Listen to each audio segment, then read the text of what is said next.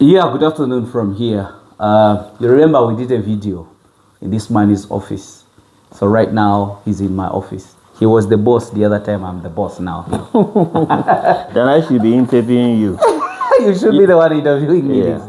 But all in all, what we need to know is he has come in my country.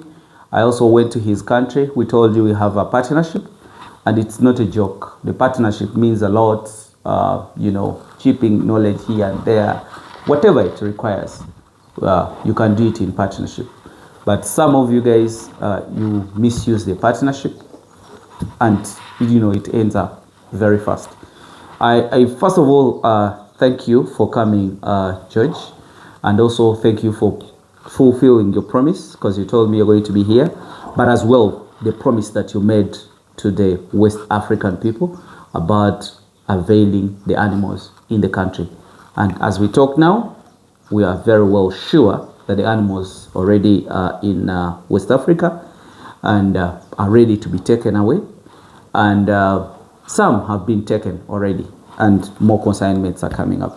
So where we are here, we are in the office, and I needed to show him the record books, and he will give us the comments about the record books. I've done videos about record books, and the reason why we fail people, we do not take records as serious things. You get it? We are lazy to do it. I don't know, maybe George will tell us, but what I can assure you is that. So in my office, at the desk here, this is the record book, which states, this is a breeding record book, whereby when you're going to breed, this is where you have to write. There is also another book called Goats Farmers Database in Uganda. Me and him, we have the same focus, that we don't want to detach from our clients. We always have to be with them. So there is no way how you can buy goats from me and I don't stay with your details here, your farm, your contact, the number of animals you have, and so on. Still the same in Ghana. These are some of the records that we are having there. Then we also have, this is called general activity routine, what we always do weekly, monthly, and yearly. These are the records that we have here. And also we have, this is a kids record book, whereby all the profits are supposed to be written. These are all profits, guys. I've said this many times. These are all profits. So these are the babies, and this is where we record them. Whatever you see, it is being done in Ghana. And also goat farm register, the total register book. All the animals are supposed to go into this. After growing from this kids record book, it goes into this record book. And then also the visitors book. These are all my visitors. This book is almost full, actually. These are all people that have visited. Even you who is watching me, if you've ever visited me, this is where you are. And he is here as well. So, George, out of that brief, I basically want to welcome you to Uganda, to the Pearl of Africa. And greet my YouTube people. They are now your friends because you've been greeting them for many times. Okay, so good afternoon, followers of hams, breeding farms. And hobby farm as well. And hobby farms as well. It's a privilege to always be in Hamisis' presence. I got to Uganda on Tuesday morning. We've been around looking for vaccinations, medications, seeds, what have you. And we finally ended up at the farm last night. It was a beautiful scene. I will come again. Wow. That's so now back to business. Yeah. We all do things without knowing what to do, because some of us got into this animal business not because we had planned for it, but because of the passion and the love for farming, agriculture. So personally, I have bent my hands a couple of times. That's what we need to know. And it's part of the business. You need to learn the hard way.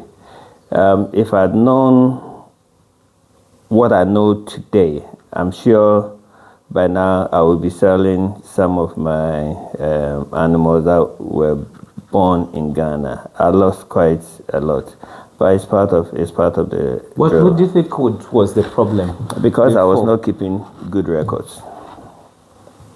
I was not keeping good records. I was my farm managers didn't know. They were kind of not sure what to do. But now that I know what I know now, things have started changing and changing fast at the farm. Judge, I think one of the main things, yes, you should have a farm register. Anybody who walks through to the farm would have to let's check out. be registered. I'm sure when you go to a lot of establishments, not farming business, they have that, so that at any given time you can actually use their details to check on that. In Ghana, you have to register with the data protection before you can take data from people to reach out to, which is one of the things that we have started. We've actually registered it, registered with data protection, and working to get it implemented. So that's the first point of call. The second thing is any animal you bring to the farm, if you are now starting or you are already in the business, you have to have data of all your animals.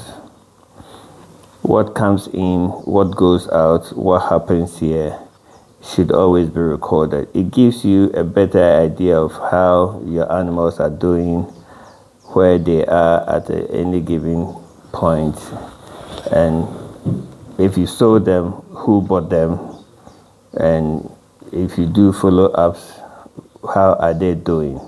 So the first will be your actual data of all the animals that comes in here. Then the next will be The farmers database. the farmers database, which I think I've spoken briefly about it. Yeah. You know, those who have bought animals from you, Yeah. how many they bought, so that you can tailor-made training, follow-ups, giving them all the necessary support for them to also be successful. Because if they are successful, you are successful. Yeah. Because it will be based on their success story that people will get to know and do business with you. So if you think you are just selling animals to customers and it ends there, you are making a big mistake. You have to give them after-sales support. So I believe that anybody who wants to go into breeding, or even for the meat, you're supposed to have that book as well. That is the second one. So I've spoken about the green book, which is totally different. That's a business book, which is totally different from the breeding. That's a goat register. The goat register, we've spoken about it. The breeding book, we've also spoken about it. The breeding book will give you all the information you need to collect, all the information you need to put down, because it's from there that you can actually manage the animals that give birth, the animals that are giving birth. That would also tell you which of the animals are doing well, which of the mothers you have to keep, which of the mothers you have to sell for the table, because it's not every animal that comes through that you can keep. Some will come through as very good genetics, but along the line they will end up not being good mothers. Actually, not all good quality animals produce good quality. There is recessive. So all this data, once you put it together, it helps you to monitor your flock. So it's also very important. There's the farmers data book that also keeps records of all those who have bought animals from you, or subscribed to some of your services, not necessarily buying gold from you. Maybe extension services to them. You keep their data. But like I said, in Ghana, you have to be registered with the Data Protection Agency before you register. You get your people. Yeah, you can. So these are kids' record book. Then this is where the money is. If you don't have a good records of your kids, you will lose out. If you're a farmer or you're an investor and you don't know what is happening at your farm, this is what will save you the hassle. Because you can always go to the farm, go through your records and find out within the last week, within the last month, within the last quarter, how many kids you've had, how many survived, how many died. And it will also give you reasons. I mean, there's a remark section that will give you that they have to record the reason for their death or whatever might have happened to them. So that is also very important. Then finally, your breeding general activity, vaccination schedule, medication records. Let me see, there were a few other deworming schedule, vaccination charts, and the spraying. That is also part of the activities. So if you have it, you can always plan ahead and know what kind of medication you need at any given time, what kind of vaccination you need, quantity based on the number of flocks you have, and all of that. So I'm sure there are other books that you may have to add, but because you haven't actually looked at that, so Hamisi is using this, but I believe that as an individual farmer, you can also look at some of the things that other records, you will want to keep. Other records that you want to keep. So records, very key. Don't start animal breeding without having the record. And it might not necessarily be in the form of book. It can even the Excel. We also have soft copies. Soft copies.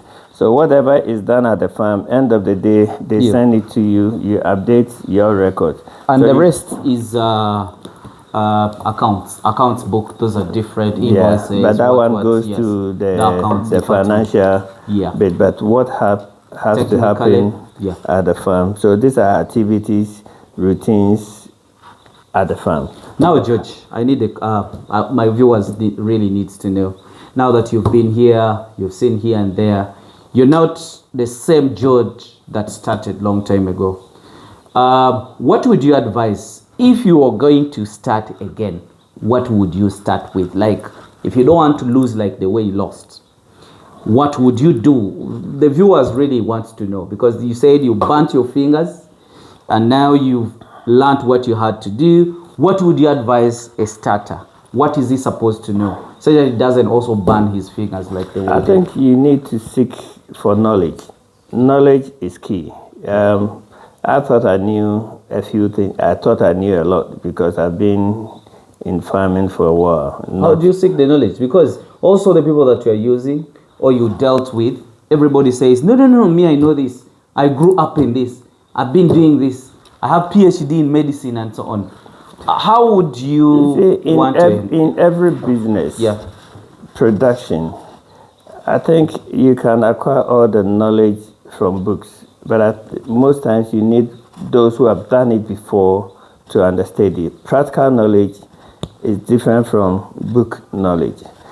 Yes, I'm not downplaying book knowledge. It's key, but you also need those who have done it and who are successful in their field to be able to learn from them. So me partnering with Hamis is because of his knowledge. Like practical experience. Practical knowledge. I mean, you can call Hamis. I remember we had this beautiful blackberry buck that I paid a lot of money for.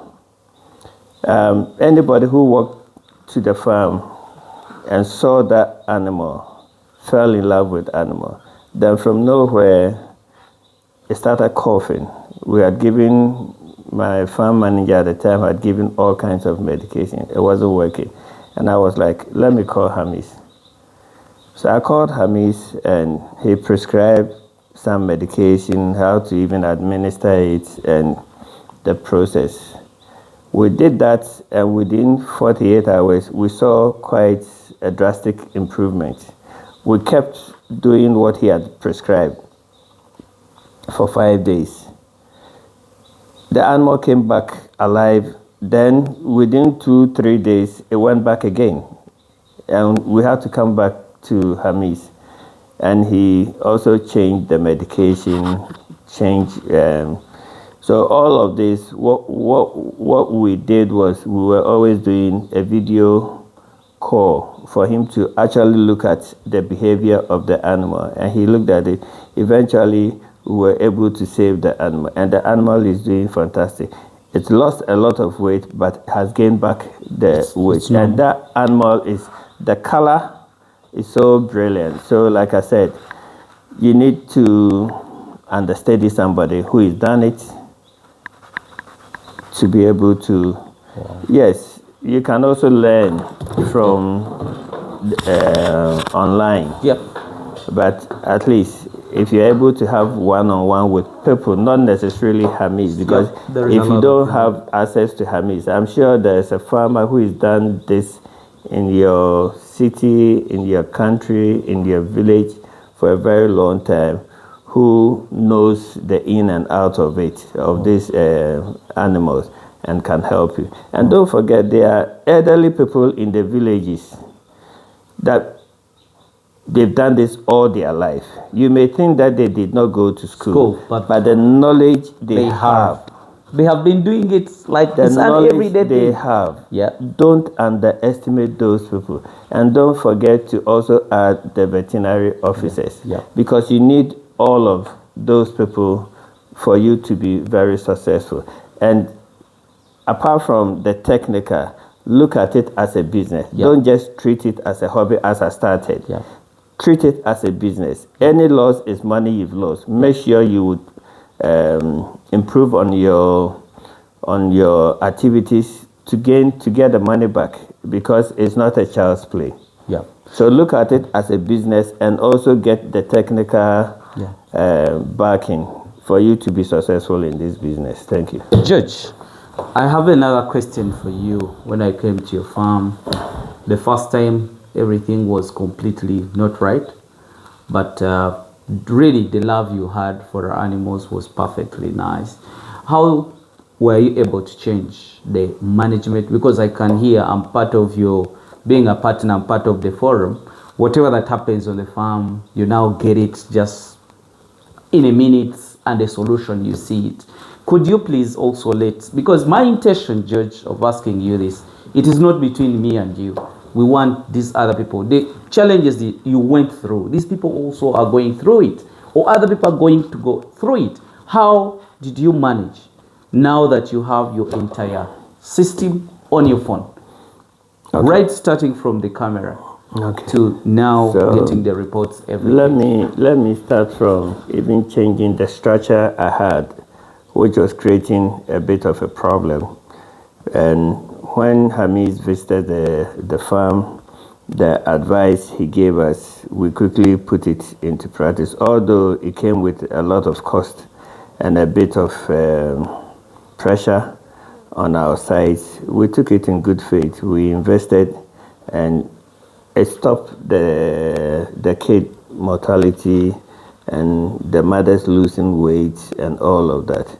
Then the issue of getting 2 hands, one from Uganda, one from Kenya, to come and support, because they are people who have been on the ground, they've done it, they've seen it. So they had the practical experience. We had to also put in money to get these people to come and support, which they are doing too well to support. And I think the most relevant thing within the same space is the fact that he advised that we put cameras everywhere. Although we had cameras, but it was at just strategic places. So we inculcated cameras at the whole place that the workers are aware of.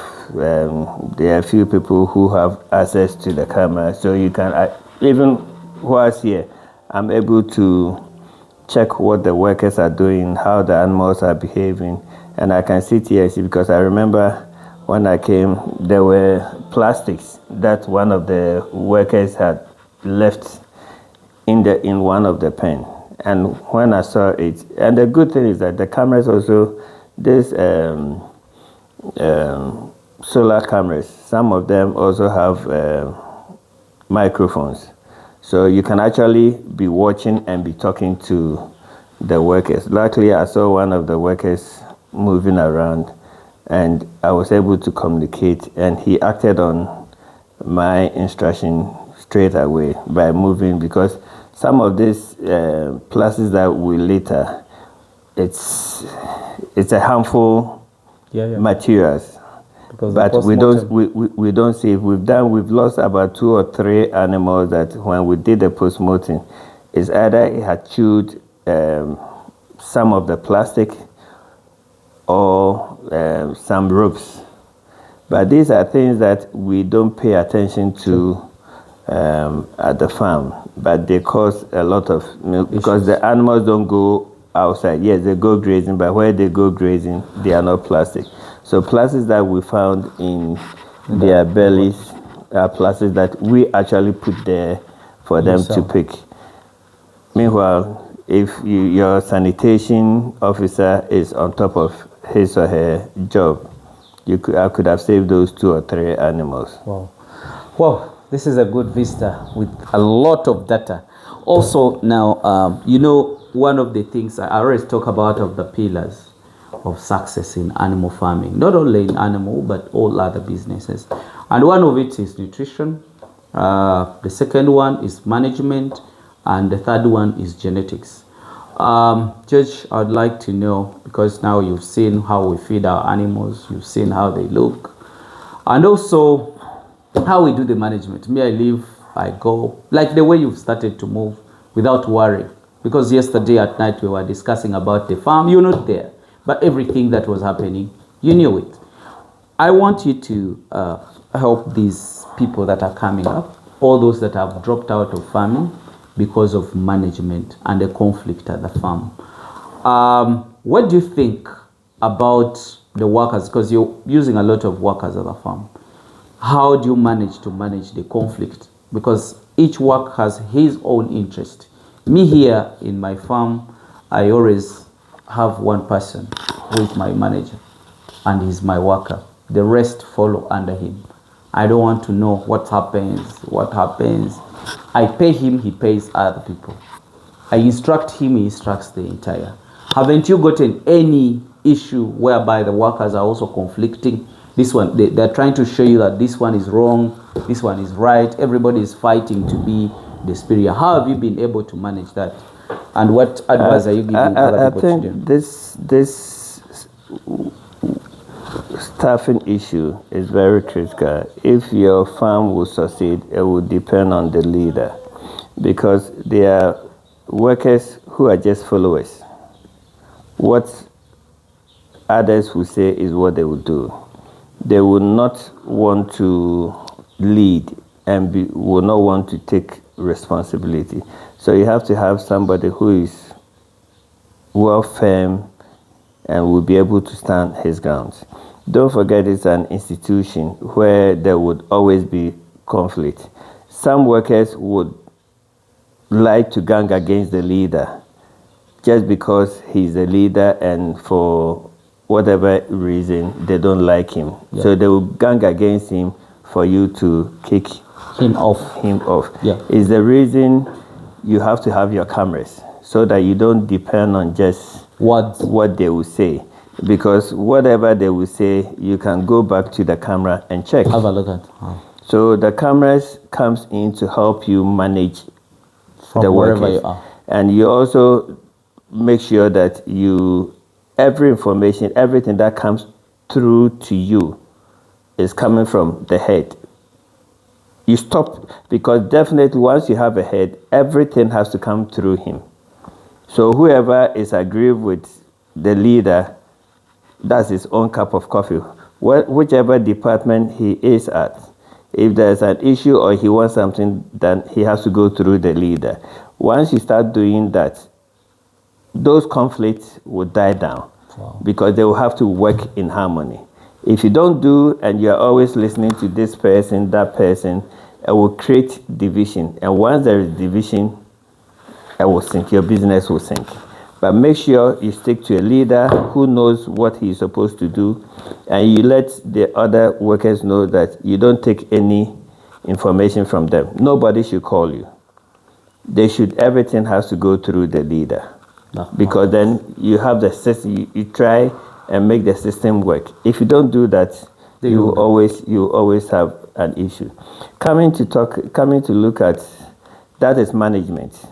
The genetics, we have the genetics at my place. Yeah. But I think what we are also struggling a little bit is the nutrition. Having come here, I've seen that at Hamis's farm, he has the chloris, he has the alfalfa, he has the bracharia, and also sugergraze. My challenge this morning, and I think I brought it up, that the sugergraze is good, but the lifespan is shorter. Unlike what I have in Ghana, I have the super nappier, and according to the farmers here and elsewhere, they believe that the sugergraze is better than the alfalfa, but that is another topic for the scientists to decide. But I am also of the view that the alfalfa will give you the mass than the sugergraze. Over, if you say, because alfalfa, it is the sugergraze that will give you more mass as compared to alfalfa. So the mass you are referring to is the weight, will give you the weight. But I'm talking about the nutritional value. Not even the nutrition value, but the weight of feed, the feed that you give to them. Because if you look at super nappier, over 2 years, the tonnage it will give you, sugergraze will not give you that. But sorry to cut you short. No, he was meaning he missed the nappier and alfalfa. So he was telling us that nappier will give us more mass as compared to sugergraze or alfalfa. Am I right? No, what I'm trying to say is that super nappier will give you, if you do an acre of super nappier, the quantum of the tonnage it will give you is more than an acre of sugergraze. So if you have a lot of animals and you're going to do sugergraze, yes, the sugergraze in terms of the nutritional values is also higher than alfalfa and than super nappier. But I believe that once you have the other grasses like chloris, bracharia, alfalfa, and it's chloris, alfalfa, bracharia, and chloris. You can combine this with the nappier, super nappier, and you get what you really need. What you really need, and also because the super nappier will give you more in terms of tonnage. So I am still, since we saw the sugergraze, I'm thinking, yes, I will do the sugergraze, but must it be more than the super nappier? Because I am looking at doing all the four except the sugergraze. Sugergraze makes it 5. I want to look at replacing the sugergraze with super nappier, because you have the 4 grasses which will come to add to the super nappier, and it will cut down your cost. Because the sugergraze, after 6 or 7 times of harvest, you have to cut and start all over again. Unlike the nappier, you still continue, and the quantum of weight it gives you is more than that of sugergraze. The only advantage for sugergraze is that the protein content is higher than Yeah. But because you having the support from, you're mixing it with the super napier, you're mixing it with the other grasses. I'm sure it would compensate for the. Yeah. So guys, you're free to comment down there with your research. Me and him, we are discussing what we think is right for our animals. But basically, this is what I can enlighten. You also comment, because everybody learns from the other. So we really need your experience with it, with the super napier and sugergraze. And what I also say, what he's saying is right, because like harvesting sugergraze for like 5 times or 6, you'll need to remove the entire garden and then put the others. The better thing that the sugergraze has is the grain. You know, the grain in nutrition is very, very important. And in that grain, there is protein, there is carbohydrate, and other vitamins. But still, it also holds the stem, which has the same sweetness with the nappier. Also, the sugergraze gives you some good tonnage, because an acre, I think, probably can give you around 25 tons if you do it well. And the bad thing, you will keep removing it. You get. So actually, in terms of production, if you have the napier is consistent. You only have to be cutting, but it doesn't have grain in its content. So maize is good, but it also has a grain and a stem. Its stem is not as palatable as the napier or as the sugergraze, but the grain is very, very important also on it. The bad thing with it, you have to cut every after season and replant. Then sugergraze is better than the maize because it has the grain and as well has the stem, but you can continuously harvest it for 5 times. By the time you guy who is doing corn is harvesting and cutting to replant, for us here we are just cutting and regrowth. So all are good grasses. You can choose for yourself, you can choose the best, but what we need is the mass and the nutritional value. And on top of that, they all serve the same purpose and they are all fed in the same way, which we call the silage. Okay, Not I see, because you are more technical. Yes. So you are looking at the nutritional values and all of that. Yeah. I am also coming from the business side of it. I think the earlier video we did, I said that you do more of the technical things, but I'm looking at. But we're also looking at business all of us. Yeah, we are looking. I'm looking at the business sense of it, because I'm looking at if I use sugergraze to do my mixing and I use super napier and even increase the amount of feed I give them, which one would save me more at the end of the day and give me the same result? That is why I am now, not that I'm torn between doing super napier and sugergraze, but I will still be able, I'm going to do a demo or a try feeding sugergraze with all the grasses, feeding alfalfa, super napier with all the grasses. Then maybe doing a combination of the sugergraze and the napier to see which one would cost me less and gives you high production. Gives me high production. So I'm looking at. You see now why people are supposed to come up. Guys, what we are discussing, you might think that we are in our own studio discussing what our interests are, but we are doing this because we are very sure that you have it also at your end. You're also asking yourself, which one should I go for? Which is better? But all of those are doing silage, and silage, for your information, is a supplementary, is a stomach filler.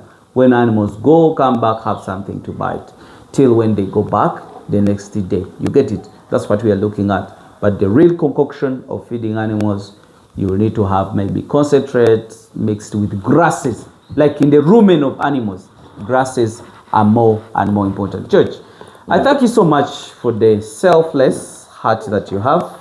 You've invested in a lot of money to travel, come here. You know Uganda is very expensive. That's why most of our colleagues who stays in UK, US, they don't want to come back and settle in Uganda. They always say Uganda is very expensive. But you've been able to endure with Uganda, but you're giving out your experience in Uganda and your nutrition of your animals and all other people. But thank you so much. And also, what I didn't want to leave out, he talked about the farmers database. His intentions are the same like mine. We do not want you to take the animals, then you just go and vanish. What I'm doing here after taking my animals, I always make a follow-up. Some of you, if you get challenges of shipping fever, I always make sure that we run it together to make sure the situation normalizes. Guys, I've said this many times, the hardest part, one of the hardest part of time in farming is stocking. Stocking, you lose a lot of animals, you get a lot of challenges. But the moment you settle in, you're good to go. You get it? Don't joke with it. So this farmers database, that's where we shall go from here and Ghana, even other people that will be interested to set up our associations, which are grounded and strong. Because the associations that people put in Africa here, they always last for 1 month or 2 months or 2 years or 3 years. Why? Because they had no guide. Then 2, they didn't have what to sell. 3, they just add up to collect money and see what they can use money for. Our intention is collecting animals, healthy animals and quality. We can come up together to find ways, how do we get money out of them? How do we do the value addition and so on. So basically, that is what I really wanted to enlighten. This database is also already in Ghana and it's also here. So associations are going to come, and serious associations. So George, I think we shall continue moving here and there. Our next video will be with Mr. Horns talking about artificial insemination and embryo transfer, because that's where we are going. And we shall be able to show it to these people, what is our way forward with it and what is our plan. The plan is not just stopping here. Unless there is something you really want to tell them, the one that you don't want to go back with, at least you leave it stated to the camera. I think before I even go to my last comment, there will be a boot camp in Ghana, hopefully on the 27th and 28th of September at Hobby Farms. And Hamisi will be there. Mr. Hans from South Africa will be there. And both Mr. Hans and Hamisi will take us through a whole lot of exercises, including AI. I think AI is the next big thing in animal farming. Yes, people have their doubt and all of that about it, but technology is supposed to take on. It's supposed to, it will get to a point that we may not necessarily have to keep a lot of male animals. 1, 2. And it's expensive. At your farm. And just, I'm not saying that we are going to do away with natural crossing, but I think it's something that as a business, if you are looking at cutting costs and making more revenue, these are things that we have to consider. So Mr. Hans will be in Ghana on the 24th of September. Hamisi would also be in Ghana either the 23rd or 24th of September to the 29th or 30th of September. So catch us up in Ghana at Hobby Farms at Akuse for a mind-blowing 3-4 days exercise. Wow. You are always welcome. You don't need to be in Ghana to be there. You can come from Nigeria, you can come from Cote d'Ivoire, you can come from Burkina, Togo, and you will always be welcome, because I believe that as Africans, when we stand together, we will conquer more. Wow. Thank you. Wow. You're welcome. Let me just wish you the best, guys. See you when you see me. We are still moving on with our vista in the country, so I will keep you updated. Let me just wish you the best. Learn something in every video that we post. Write down, get your pen. When you hear that Hamisi is going online, please just subscribe, share it with your friends, your families, your bosses, and your workers. Just subscribe. So whatever I post there, you can definitely get the information and buy for now.